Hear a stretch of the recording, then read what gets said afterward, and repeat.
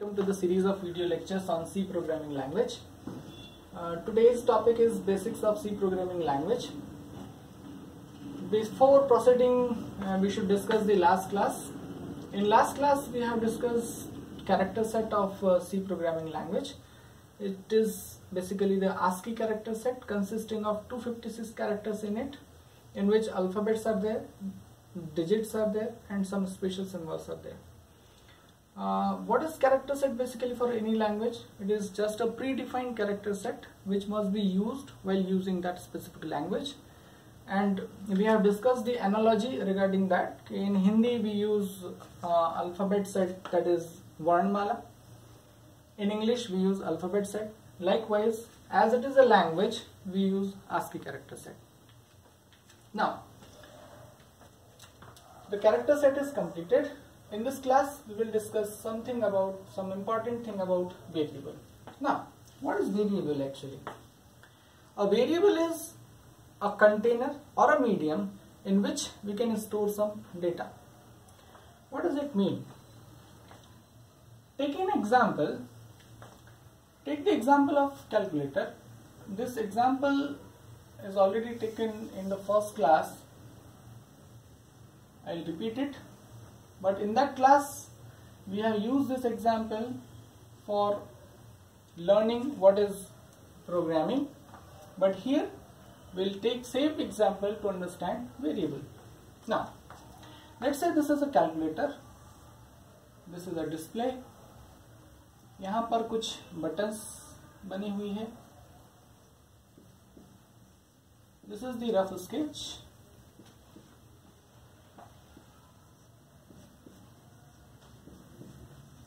Likewise, now digits 1, 2, 3, it is plus minus equal to 4, 5, 6, 7, 8 and 9. जब हम calculation करते हैं तो कैरी होता है या बोरो होता है, उसको स्टोर करने के लिए हम कहीं पे भी एक स्पेस फिक्स कर देते हैं. उसी टाइप से जब कंप्यूटर पे हम लोग या कैलकुलेटर्स पे या मशीन्स के थ्रू जब हम लोग काम कर रहे होते हैं तो वहां पर भी उन्हें मेमोरी की जरूरत पड़ती है. इस एग्जांपल की यदि हम लोग बात करें तो जिसने भी कैलकुलेटर डिजाइन किया होगा उसने यहां पर कुछ मेमोरी लोकेशंस डिफाइन की होगी ताकि उसमें नंबर्स को, ऑपरेटर्स को और रिजल्ट को स्टोर किया जा सके टेम्पररीली. तो मान लेते हैं कि यहां पर 4 मेमोरी लोकेशंस रिजर्व कर दी गई होगी. अभी मैं इनको सिर्फ मेमोरी लोकेशंस कह रहा हूं जिसमें कि हम कुछ डेटा को स्टोर कर पाएंगे. Now taking the logic, as soon as I press 1 it will display 1. Why not 2? ऐसा क्यों नहीं हुआ? क्योंकि इस तरीके से उसको प्रोग्राम किया गया, जो कि हमने लास्ट और फर्स्ट क्लास में डिस्कस किया था. इसी टाइप से अब मैं जब 2 प्रेस करूंगा तो यहां 1 के बाद 2 दिखना चाहिए था क्योंकि 2 प्रेस किया, लेकिन वो 2 ना दिखा के क्या दिखाता है 12. ऐसा क्यों हुआ था? प्रोग्रामिंग के कारण. ये हम लोग ने फर्स्ट लेक्चर में डिस्कस किया था. चलिए ठीक. Now when this calculator will know whether the entry of the first number is completed and the second number will be entered now. So the answer is, as soon as I press this plus, minus or equal to plus or minus button or any operation button, whatever is stored will be the first number. So these memory locations, I should name them. Let's say num1 to store number 1, num2 to store the second number, op to store the operation, and result to store the result. These are 4 different memory locations. Now, the part of program. As soon as I press this plus button, the programming is written over there. Whatever is here, just assign or store into the memory location named as num1. So, यहाँ पर contents क्या हो जाएंगे? 12. Again, whatever operator is pressed or used, just store it into the memory location OP for memory. तो यहां पर क्या store कर दिया जाएगा? Plus. Now we will enter the second number. Let us say second number is 10 And again the same question, When this calculator will know whether the entry of the second number is completed. Now the result is equal to button. As soon as I press this equal to button, the programming is written over there. Whatever is here, just store it into the memory location num2. Now this memory location num2 will contain 10. Now the program is written like that. As soon as equal to button is pressed, whatever is written over is stored in num2 and perform the operation. Now हम लोग ये जानते हैं, ये calculator ये जानता है कि पहली मेमोरी लोकेशन में नंबर 1 मिलेगा, दूसरी लोकेशन जो num2 है उसमें दूसरा नंबर मिलेगा, ओपी मेमोरी लोकेशन में क्या ऑपरेशन परफॉर्म करना है वो स्टोर होगा। तो फटाफट वो इन मेमोरी लोकेशंस में जाएगा, यहाँ के डेटा को पिक करेगा, जो ऑपरेशन ओपी नाम की मेमोरी लोकेशन में स्टोर्ड है वो ऑपरेशन परफॉर्म करेगा, और जो भी रिजल्ट आएगा वो यहाँ रिजल्ट नाम की मेमोरी लोकेशन में स्टोर कर देगा। और कुछ इस तरीके से प्रोग्रामिंग लिखी गई होगी कि जो भी यहाँ है उसे डिस्प्ले कर दिया जाए, तो यहाँ पर क्या दिखने लगेगा 22। This is how the whole process is accomplished, complete होती। ना अभी तक मैंने इन मेमोरी लोकेशंस को सिर्फ मेमोरी लोकेशंस का, सिर्फ कंटेनर्स कहा जिसमें कि हम लोग डेटा को क्या कर सकते हैं, स्टोर कर सकते हैं। अब आगे बढ़ते हैं। अब मैं इसी कैलकुलेटर पे दूसरा ऑपरेशन परफॉर्म करता हूं। मान लेते हैं फिर से मैंने पहला नंबर टाइप किया, let's say the first number is 50 and now I perform minus operation. I click on this minus operation. What will happen? Programming में लिखा गया था कि प्लस माइनस या कोई भी ऑपरेशन बटन प्रेस होती है तो जो कुछ इस डिस्प्ले में होगा उसे कहां रख दिया जाए, num1 नाम की मेमोरी लोकेशन में, वही होगा। अब मैंने माइनस प्रेस किया तो 50 जो कि यहां डिस्प्ले में रखा हुआ है will be assigned to the location num1। Now this is the time when the content of this memory location is changed, varied. कैसे? अभी तक इसमें क्या था, इस मेमोरी लोकेशन में 12, अब उसी मेमोरी लोकेशन में यहां पर क्या प्लेस कर दिया जाएगा, 50। The memory location is the same but the data which is stored in this memory location is now varied, changed।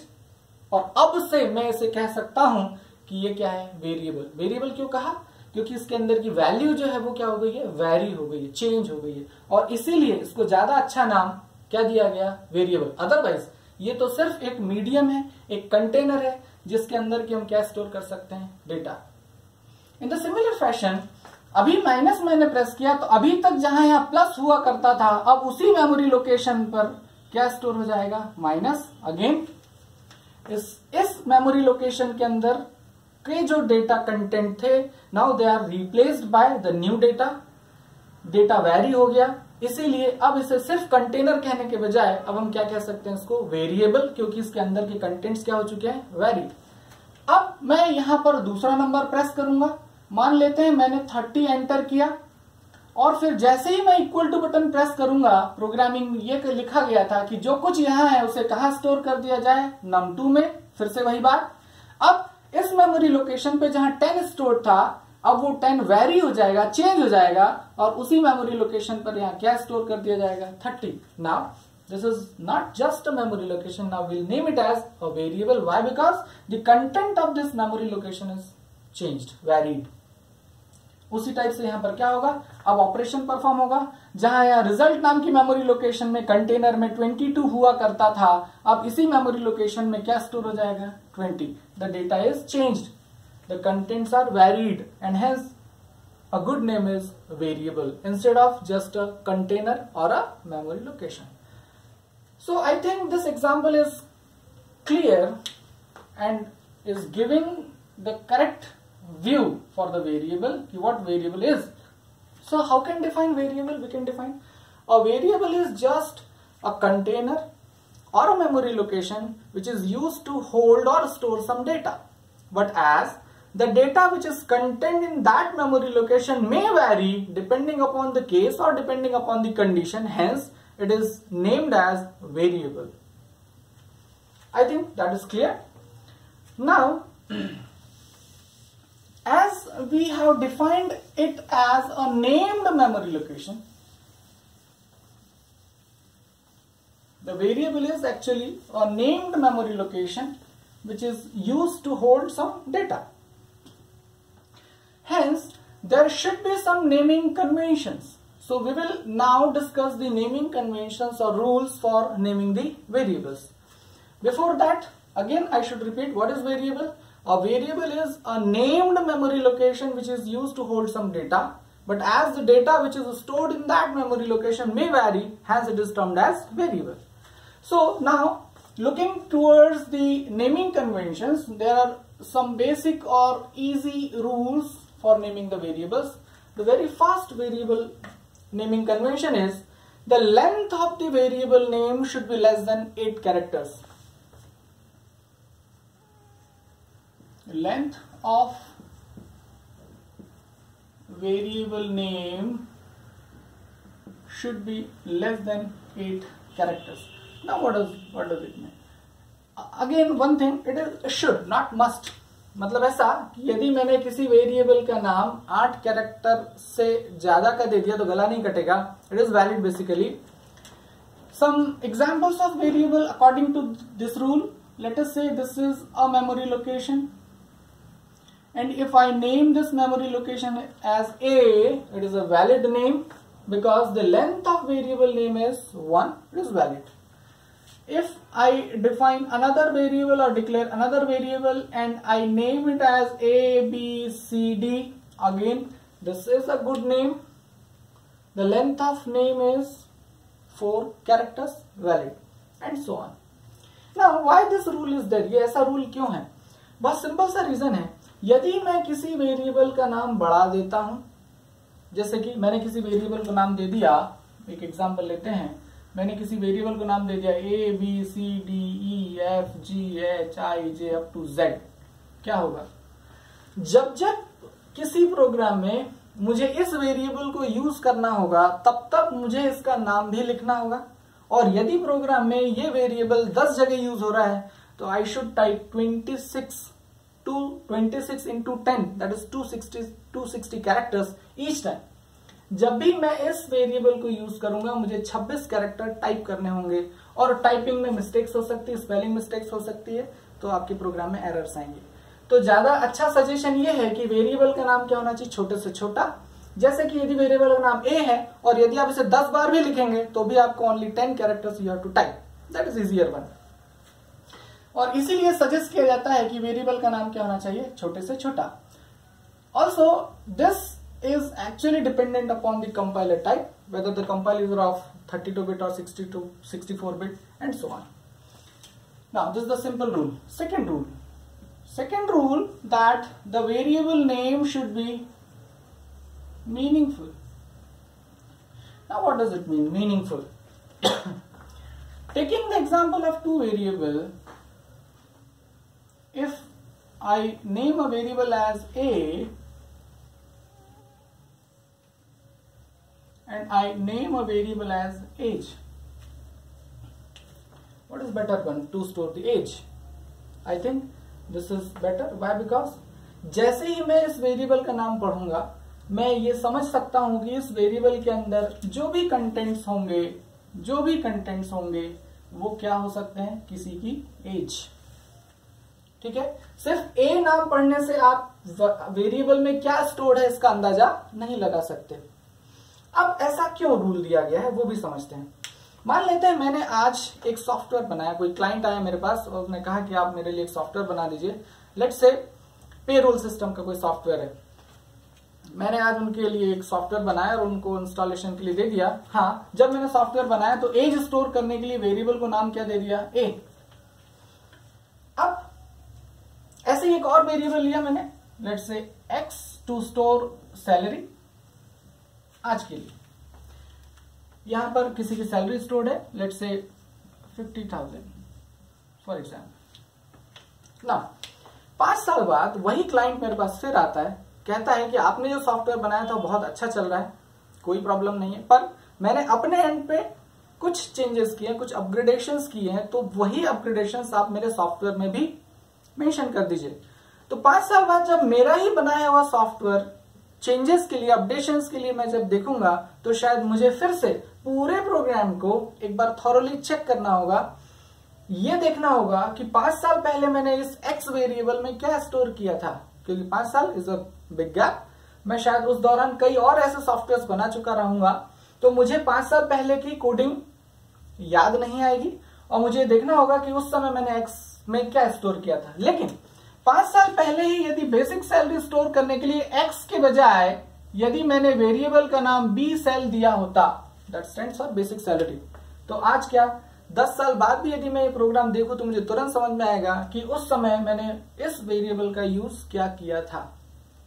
That's it.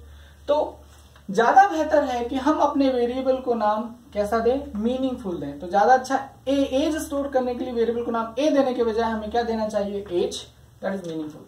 Now third simple rule, that is special symbols are not allowed. जितने भी special symbols है उनका उपयोग हम लोग variable के नामकरण में नहीं कर सकते। जैसे कि I cannot name a variable as num plus. This is not allowed because here plus is a special operator.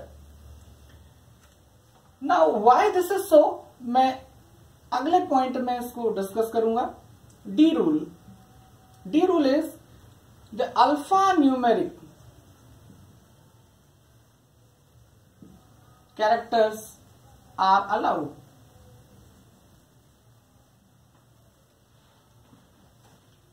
Alpha numeric characters are allowed for naming the variables. What is alphanumeric characters? Alphanumeric characters means combination of alphabets and numbers. Means we can use the combination of alphabets and numbers, but the important is there is a restriction. In that case, the name must not start with a digit. Now here this is must. मतलब आपको ध्यान रखना होगा कि किसी भी variable का नाम डिजिट से स्टार्ट नहीं हो सकता। अब ऐसा क्यों? दोनों ही का रीजन मैं आपको एक साथ बताऊंगा कि स्पेशल सिंबल्स आप क्यों नहीं यूज कर सकते। दूसरा कि अल्फा न्यूमेरिक कैरेक्टर्स यदि आप यूज कर रहे हैं तो जो वेरिएबल का नाम है वो डिजिट से स्टार्ट नहीं हो सकता। For these two why this is so, will take an example. Let us take two variables. The first variable is, I name it as num, and second variable, if I name it as num2. First variable is num1 and second variable is num2. Now both the names are valid. Why? Because alphanumeric characters we are using and one is at the last, 2 is at the last, they are the valid one.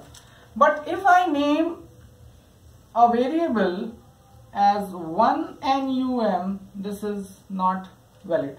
What about this? If I name the variable as n1un, so this is a valid variable name, but it is not so meaningful. This is the best, we can use it. This is the best, this is not allowed, we can use that. Now why this is so, we should discuss it.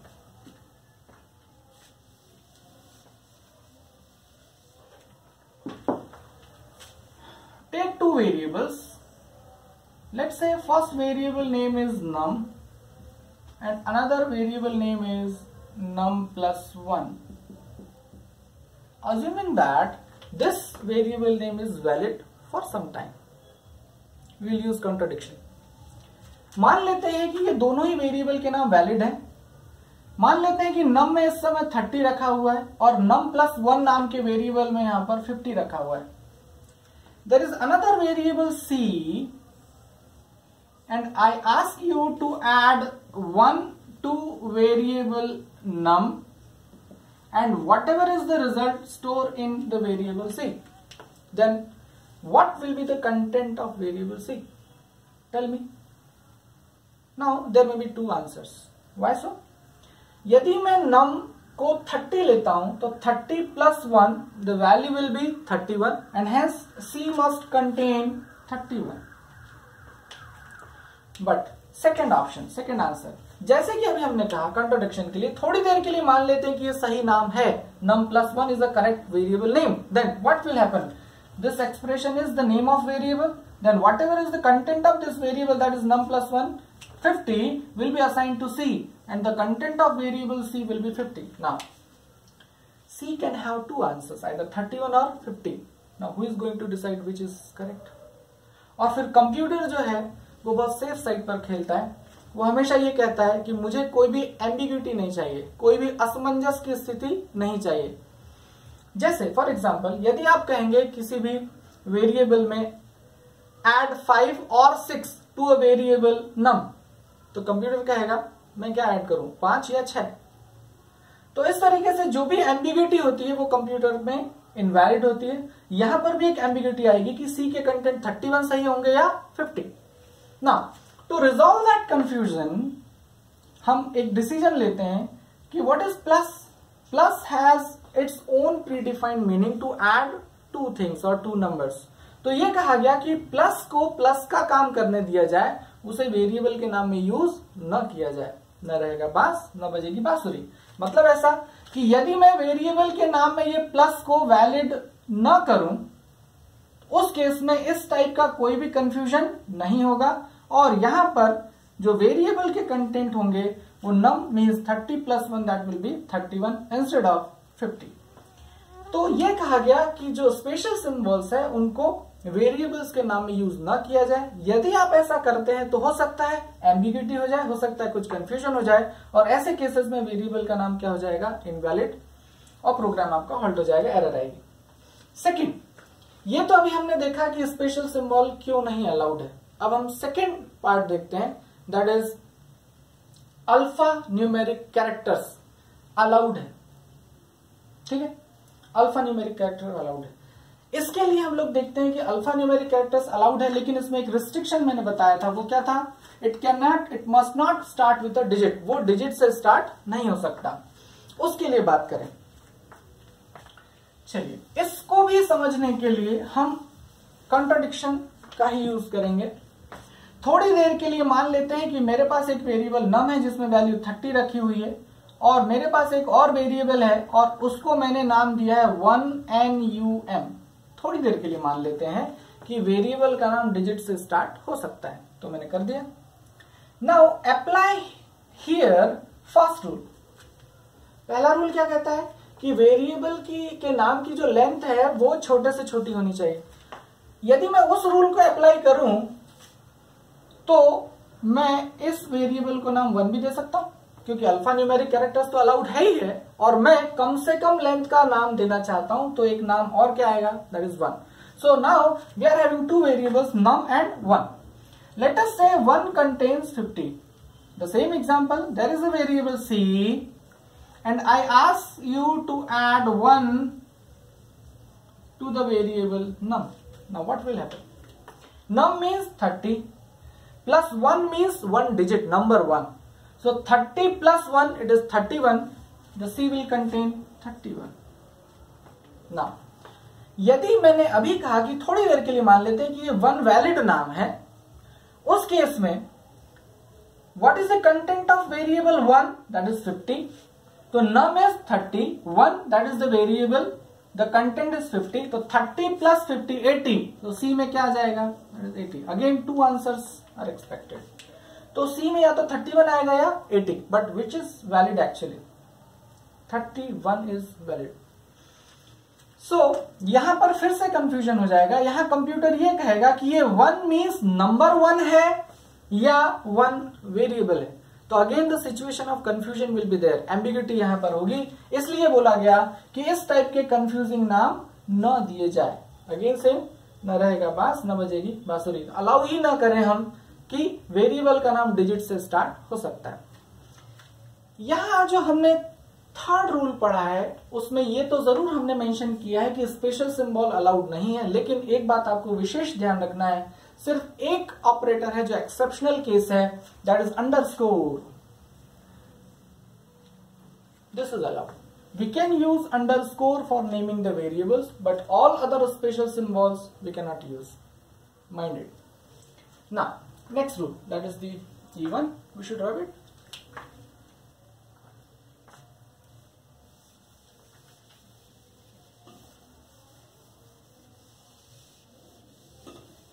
Next rule.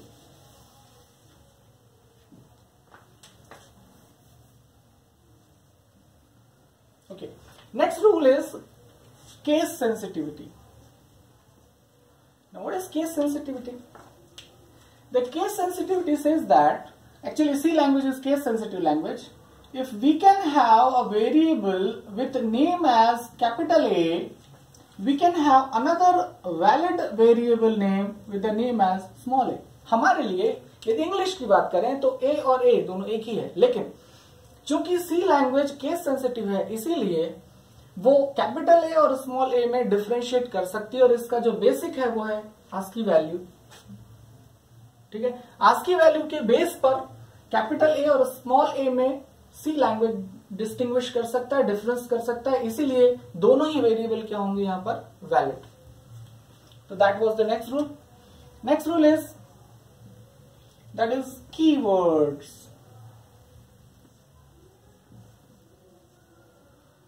Not allowed. किसी भी variable को जब हम लोग नाम देते हैं तो ये आपको ध्यान रखना होगा कि जो कीवर्ड डिफाइंड है वो वेरिएबल के नाम की तरह यूज न किया जाए। Now what are keywords? Keywords are the some predefined words having predefined meaning in programming. जैसे आपने सुना होगा there is a keyword if, so we can not have a variable with name as if. There is a keyword else, so we cannot have a keyword with name as else. Why? Because these are the keywords. Again confusion हो सकता है।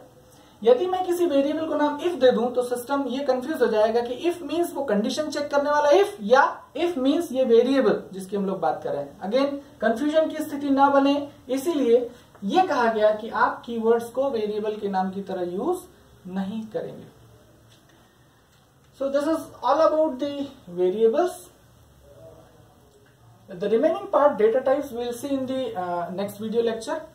Please like, share and comment and subscribe my video channel for more videos on programming. Thank you.